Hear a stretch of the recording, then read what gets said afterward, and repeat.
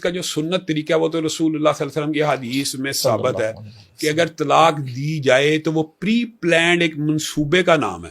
طلاق وقتی جذبات کا نام ہی نہیں ہے شریعت میں. شریعت کی پہلی رہنمائی یہ ہے جب آپ نے کسی عورت کو طلاق دینے کی نیت کی ہے تو وہ حالت طہر میں ہے تو اس طہر میں آپ نے اس کے پاس نہیں جانا.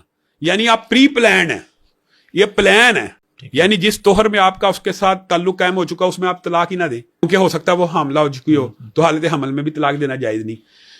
تو یہ پری پلانڈ مرحلہ. پھر جب حالت حیض ہے تو اس میں طلاق نہ دیں. اس کا مطلب یہ ہے کہ ایک پری پلانڈ پروسیس ہے کہ جس طہر میں آپ پاس نہیں گئے, آپ نے پورا مہینہ سوچ سمجھ لیا, آپ نے حالات واقعات کا جائزہ لے لیا, اب وہ اس کو حیض آیا اور طہر شروع ہو گیا, اب آپ نے ایک طلاق دے دی.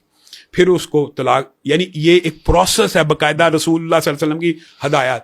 اب ایک بندہ اچانک جس طہر میں تعلق بھی قائم ہوا ہے, ابھی چاہے تعلق قائم ہوئے 10 گھنٹے نہ گزرے, طلاق طلاق طلاق طلاق تینوں واقع ہوگی. سیدنا رکانہ رسول اللہ صلی اللہ علیہ وسلم کے پاس آئے اور آ کے کہنے لگے اللہ کے رسول, ایک مجلس, ہم سے پوچھتے ہیں ایک مجلس کا ذکر کا یہاں اس حدیث میں کہ میں نے اس کو طلاق طلاق طلاق کہہ کے طلاق دے دی ہے. رسول اللہ صلی اللہ علیہ وسلم نے غور و فکر کیا, ان کی محبت دیکھی اپنی بیوی, کہا رجوع کر لے, ایک ہوئی ہے. صحیح حدیث ہے. اچھا پھر اس کی تشریحات وہ کہتے ہیں دیکھیں جی یہ رکانہ کے لفظ کو ایک مجلس کے اوپر تطبیق کر رہے ہیں طلاق طلاق طلاق کو. یہ رسول اللہ نے صرف سیدنا رکانہ کو اجازت دی تھی.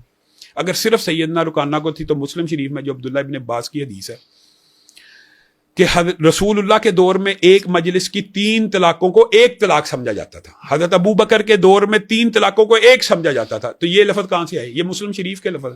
حضرت عمر کے ابتدائی دور میں 3 طلاقوں کو ایک طلاق سمجھا جاتا. گویا ایک مجلس کے اندر ایک بندہ 10 دفعہ طلاق دے تو اس کا ارادہ ایک دفعہ دینے کا ہے. اب اس نے دے دی, عورت کی عدت گزر گئی, عورت بھی آزاد ہے, مرد تو ویسے 4 شادیوں کا اختیار ہے, عورت آزاد ہوگی. ایک طلاق سے بھی عورت آزاد ہو جاتی ہے, یہ بھی معاشرے کو نہیں پتا. طلاق طلاق طلاق ایک طلاق, اور اس سے وہ آزاد ہوتی. عدت گزار کے وہ کسی سے نکاح کر لے, اس کے اوپر کوئی پوچھ پڑت نہیں ہے, اس نے عدت پوری کر لی. لیکن اس کو کہتے ہیں طلاق رجعی.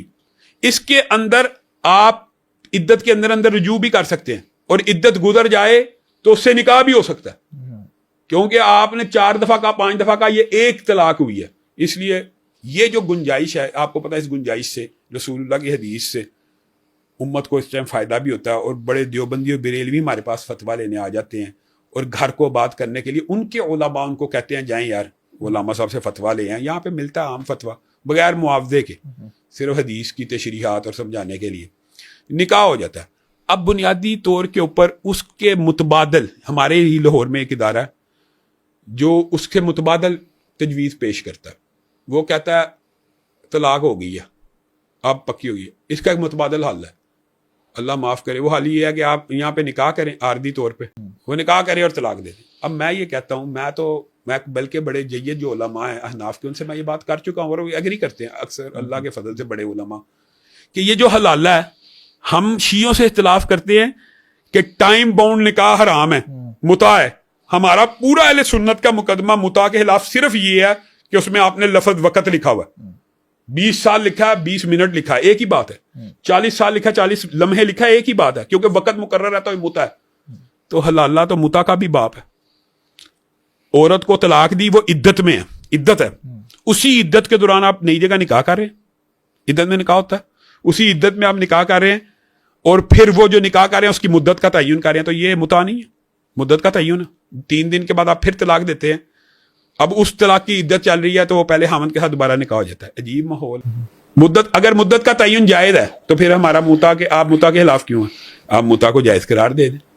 مجھے بتائیں نا, ایک عقلی طور پہ چلے بات ہے. پھر اہل شیعہ کا موقف صحیح ہو گیا کہ وقت کے ساتھ مختص کیا جا سکتا ہے نکاح کو, پھر تو وہ موقف صحیح ہے. تو حلالے میں وقت, حلالہ جو اصل میں جو جائز قسم ہے نا, وہ یہ نہیں ہے کہ وہ یہ ہے اگر اتفاقاً نکاح ہوا, اتفاقاً طلاق ہوئی, بغیر مدت کے تعین کے طلاق ہو جائے, پھر وہ پہلے خاوند کی طرف واپس لوٹ سکتی ہے. یہ شریعت میں تھا, لیکن اس کو جائز قرار دینا تو یہ تو میں سمجھتا ہوں الحمدللہ یہ شکر ہے کہ فقہ حنفی کے اندر اب دیوبندیوں کے اندر ایسے علماء پیدا ہو گئے جنہوں نے اس کو اب سراسر غلط کہا. تو میں یہ سمجھتا ہوں جس چیز کی اجازت حدیث میں موجود ہے, اللہ کے بندے 10 دفعہ طلاق ایک ہی ہے, وہ پھر آگے سے ہم سے یہ سوال پوچھتے ہیں حضرت عمر نے پھر کیوں کی. یہ بھی بات سن لی, حضرت عمر نے کہا, لوگ خود بیان کرتے ہیں نا کہ لوگ جری ہو گئے ہیں.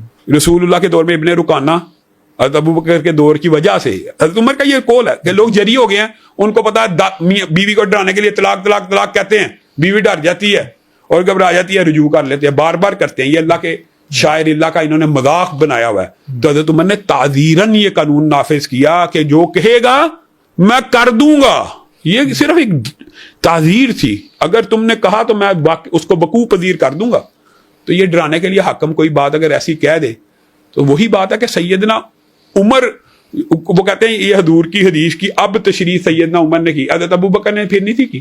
حدیث بات ہے ٹھیک ہے, وہ یہ چاہتے ہیں ہم یہ کہیں حضرت عمر نے غلط کہا, حضرت عمر نے غیر شرعی کام کیا, ہم سے یہ الفاظ نکلوانا چاہتے ہیں. ہم کہتے ہیں حضرت عمر نے تعزیراً کیا, اور اس کے بعد امت میں وہی صحابہ نے ہمیشہ حدیث کی طرف رجوع کیا. جیسے عمر کے حج تمتع کے فتوے پہ عبداللہ ابن عمر نے حج تمتع کا احرام باندھا, اس طرح صحابہ نے حضرت عمر کے دور میں بھی یہی فتویٰ دیا کہ 3 طلاق ایک ہی طلاق ہوتی ہے. آج تک یہ فتویٰ چلا آ رہا ہے.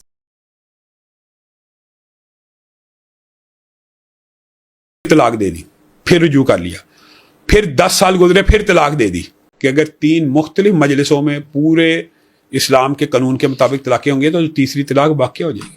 یہ بات ہے. اب آپ سمجھ گئے ہیں نا؟ بالکل. لیکن جو موقف آپ نے پیش کیا یہ بھی ایگزسٹ کرتا ہے. ماشاء اللہ آپ کا نالج ہے. ابن حزم ظاہری کا یہ قول ہے کہ جب بندہ رجوع کرتا ہے اس کو دوبارہ 3 طلاقوں کا حق مل جاتا ہے. بنیادی طور پہ نا, اب آپ نے بات کر دی ہے تو میں کرنا نہیں چاہتا, حضرت عمر نے اس وجہ سے یہ تعدیل نازل کی تھی.